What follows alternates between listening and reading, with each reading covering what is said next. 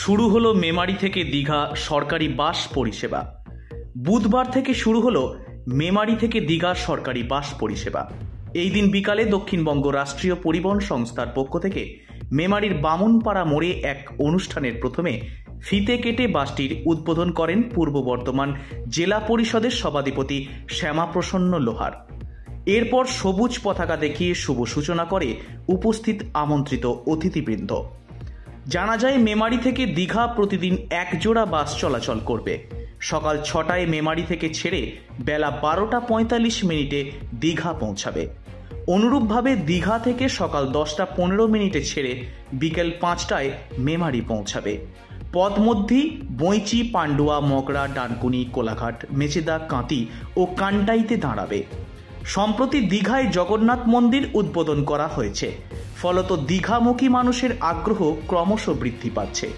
Rail যোগাযোগ থাকলেও তা সময় সাপেক্ষ, ফলে প্রত্যন্ত এলাকার মানুষের ইচ্ছে থাকলেও উপায় হয়ে ওঠে না। এবার গ্রামীণ স্তরের সাধারণ মানুষের সাথে দীঘার যোগাযোগ সহজ করতে এই বাস পরিষেবা গুরুত্বপূর্ণ হয়ে উঠবে বলে মনে করা হচ্ছে। প্রায় 7 ঘন্টার মধ্যে এই যাত্রাপথে সরকার নির্ধারিত ভাড়া নির্ধারণ করা হয়েছে 209 টাকা। এই বাস যোগাযোগের ফলে রাজ্য সরকারের আর্থিক সংস্থানও বৃদ্ধি পেতে পারে বলে মনে করা হচ্ছে।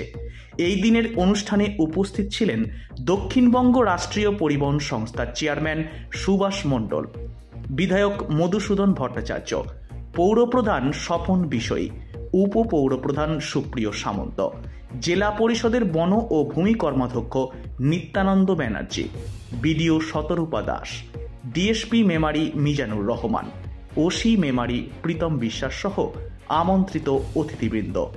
ঘটনাটা হচ্ছে সবটাই তো মাননীয় মুখ্যমন্ত্রী মমতা বন্দ্যোপাধ্যায়। এই বাংলার এই যে উন্নয়ন আর এই যে পরিবর্তন, তারই ফলস্বরূপ আমাদের মেমারি দীঘা বাসের আজকে শুভ সূচনা। আর এর মূল কারিগরকে না এসবিএসটিসি চেয়ারম্যান সুভাষ মণ্ডল মহাশয়, মানবাবু ডাইরেক্টর রয়েছেন, আর আমাদের শ্যামাপ্রসন্ন লোহার সভাধিপতি। আমরা আবেদন করেছি, ওনারা বুঝেছেন, আমাদের দিয়েছেন মেমারি নাগরিকদের জন্য, মেমারি মানুষের জন্য। মেমারি মিনস নট মেমারি পৌরসভা, মেমারি এই সমস্ত এলাকার মানুষের জন্য। তা এটা সত্যি খুব ভালো।